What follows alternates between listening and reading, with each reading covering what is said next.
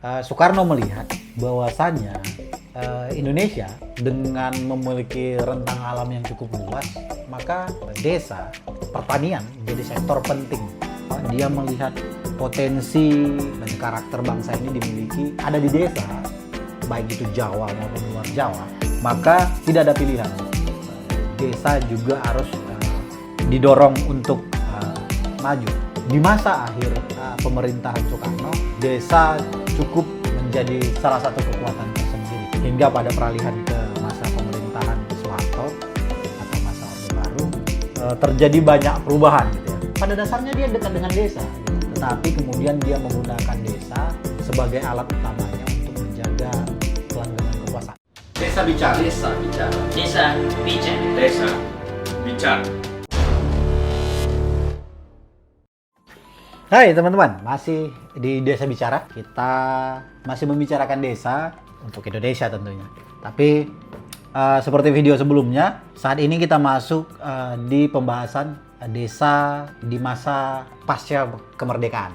Pasca kemerdekaan nanti kita bagi dua. Yang pertama itu masa pemerintahan Soekarno atau disebut dengan Orde Lama. Yang kedua itu masa pemerintahan Soeharto yang kita sebut dengan Orde Baru. Nah, dua masa ini kita coba akan melihat desa itu sebenarnya seperti apa. Gitu. Di masa pemerintahan Soekarno, mungkin teman-teman familiar dengan ide Marhainisme misalkan. Nah, ide Marhainisme ini identik dengan seorang buruh tani, identik dengan desa, identik dengan petani atau buruh tani ya sebenarnya Marhainisme. Nah, Soekarno melihat bahwasannya Indonesia dengan memiliki rentang alam yang cukup luas, maka desa, pertanian menjadi sektor penting. Dalam pemerintahan Soekarno ini juga hadir undang-undang pokok agraria misalkan UPA yang cukup familiar hingga saat ini. Juga hadir undang-undang pengelolaan modal asing. Nah, ini menjadi dua undang-undang yang cukup menarik di masa pemerintahan Soekarno. Kebijakan-kebijakan ini menandakan bahwasanya desa itu sudah tetap menjadi sorotan di masa pemerintahan Indonesia awal. Gitu ya. Beberapa kebijakan juga terkait khusus dengan pengelolaan tata pemerintahan yang nantinya akan juga bicara desa juga sudah ada. Misalkan Undang-Undang Nomor 22 tahun 1948 tentang pemerintahan daerah. Di tahun 57 atau tepatnya Undang-Undang Nomor 1 tahun 1957 tentang pokok-pokok pemerintahan daerah. Ada juga Undang-Undang Nomor 18 tahun 1965 tentang pokok-pokok pemerintahan daerah. Berikutnya juga ada Undang-Undang Nomor 19 di tahun yang sama, di tahun 1965 tentang Desa Praja. Nah, undang-undang ini memiliki isi yang salah satunya adalah pencabutan desa perdikan. Mungkin di video sebelumnya, teman-teman bisa melihat desa perdikan itu sebenarnya desa apa. Nah, kebijakan pemerintah Soekarno untuk menghilangkan desa perdikan menjadi salah satu ide menarik di kebijakannya, salah satunya gitu ya. Selain tadi undang-undang pokok agraria gitu, itu undang-undang yang cukup fenomenal. Mungkin teman-teman bisa melihat sejarah undang-undang itu. Bagi Soekarno, di masa pemerintahannya karena dia melihat potensi dan karakter bangsa ini dimiliki ada di desa, baik itu Jawa maupun luar Jawa, maka tidak ada pilihan. Desa juga harus didorong untuk maju. Terlebih tentunya di Undang-Undang Nomor 19 tadi tahun 1965 tentang Desa Praja tadi. Dasar ini nanti ke depannya hingga pada saat ini menjadi dasar kemudian desa itu menjadi isu utama, isu paling menarik. Nah, undang-undang ini tentu mengatur tentang Desa Praja sebagai bentuk peralihan untuk mempercepat terbentuknya daerah tingkat 3. Kalau teman-teman sedikit mengulik sejarah pemerintahan dulu, ada tingkat 1, tingkat 2, tingkat 3. Nah, tingkat 3 ini adalah desa, gitu. Dikenal juga dengan desa. Gitu. Melalui konsep Marhainisme tadi, nah Soekarno ingin menanamkan dasar desa, petani, buruh tani itu menjadi ide penting sebenarnya. Nah, yang paling menarik juga salah satunya adalah ketika Hatta memiliki pandangan tentang otonomi. Hatta juga memiliki pandangan ini. teman-teman. Ini disampaikan oleh Hatta pada Kongres Pamong Praja di Solo pada tahun 1955. Hatta melihat hal ini berkaitan dengan tempat kehidupan dan penghidupan masyarakat itu ada di desa. Jadi konsep otonomi itu sudah pernah disampaikan oleh Hatta. Nah, karena dua orang ini merupakan pendiri Republik ini, maka dua ide tadi mencerminkan Indonesia ke depannya. Nah, kita tahu hari ini isu desa menjadi cukup seksi begitu ya, kalau kita sebut seksi misalkan. Menjadi perhatian utama, isu utama, headline gitu ya. Itu mungkin yang paling tepat. Di masa akhir pemerintahan Soekarno, desa cukup menjadi salah satu kekuatan tersendiri. Hingga pada peralihan ke masa pemerintahan Soeharto atau masa Orde Baru, terjadi banyak perubahan gitu ya. Banyak perubahan sekali tentang desa.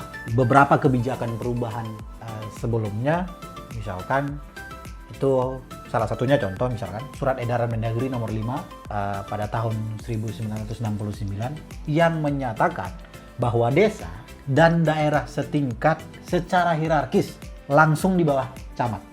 Jadi di masa pemerintahan Soeharto ini sedikit banyak juga merubah beberapa kebijakan dari Orde Lama atau pemerintahan Soekarno di pemerintahannya Soeharto. Salah satunya adalah tentang desa misalkan, di mana Surat Edaran Mendagri nomor 5 tahun 1969 yang menyatakan bahwa desa adalah daerah setingkat secara hierarkis di bawah camat. Ada juga beberapa kebijakan lain, misalkan Undang-Undang nomor 5 tahun 1974 tentang pokok-pokok pemerintahan daerah, atau Undang-Undang nomor 5 tahun 1979 tentang pemerintahan desa. Nah, ini poin paling menarik tentang desa yang kita diskusikan atau yang kita lihat pada saat sekarang. Undang-Undang nomor 5 ini menjadi salah satu tonggak utama isu desa itu menjadi cukup menarik saat ini. Karena di undang-undang ini desa itu diseragamkan, baik penyebutan, bentuk, struktur diseragamkan gitu. Tidak ada lagi bicara otonom seperti yang disampaikan oleh Hatta pada masa pemerintahan Soekarno. Selain itu dikuatkan Undang-Undang nomor 5 tahun 1979 ini dikuatkan dengan instruksi Mendagri nomor 9 tahun 1980 tentang pelaksanaan undang-undang tersebut. Terus ada juga keluar Permendagri nomor 1 tahun 1981 tentang susunan organisasi dan tata kerja pemerintahan desa dan perangkat desa. Kebijakan ini merubah wajah desa yang tadi harusnya otonom, memiliki ruang untuk seperti menghidupi dirinya dan melakukan pengambilan keputusan yang bisa diandalkan melalui masyarakat dan pemerintah desa. Hadirnya undang-undang ini kemudian merubah itu semua. Semua seragam. Indonesia, baik itu yang di Jawa, desa-desa di Jawa, maupun yang di luar Jawa, Sumatera, Sulawesi, Kalimantan, Papua, disamaratakan. Padahal kita mengenal misalkan di Sumatera Barat ada nagari penyebutan untuk desa, atau di Bali misalkan ada kekhususan-kekhususan, di Kalimantan, di Sumatera Selatan misalkan ada kampung, mungkin teman-teman bisa lihat itu. Pada saat undang-undang ini hadir dan masa Soeharto ini semua seragam tanpa terkecuali, dan desa dijadikan seperti perpanjangan tangan dari pemerintah pusat yang menghilangkan kedaulatan berdesa. Tidak hanya berdesa gitu ya, tapi juga kepala desa itu adalah aktor yang paling dekat dengan penguasa, cukup kuat di masa itu. Desa berada di bawah kecamatan yang menghilangkan hak otonom tadi, bahkan hak demokrasi di desa pun hilang. Nah itu beberapa situasi desa di zaman Orde Baru, sehingga bisa kita bilang terjadi penurunan yang cukup drastis. Tapi hal ini tentu berkaitan dengan situasi politik di Indonesia dan siapa yang memimpin begitu. Nah, pada masa Orde Lama ketika Soekarno memimpin, dia cukup dekat dengan petani, buruh tani, desa, petani gitu ya. Dia cukup dekat dengan itu. Zaman Soeharto pun pada dasarnya dia dekat dengan desa gitu. Tetapi kemudian dia menggunakan desa sebagai alat utamanya untuk menjaga kelanggengan kekuasaan. Nah, ini jalan yang ditempuh oleh Soeharto. Mungkin itu teman-teman tentang desa di masa pasca kemerdekaan di zaman Soekarno dan Soeharto. Mungkin bisa menambah beberapa pengetahuan teman-teman lah Tapi lebih baik mungkin banyak buku dan ini yang bisa diakses untuk menambah pengetahuan.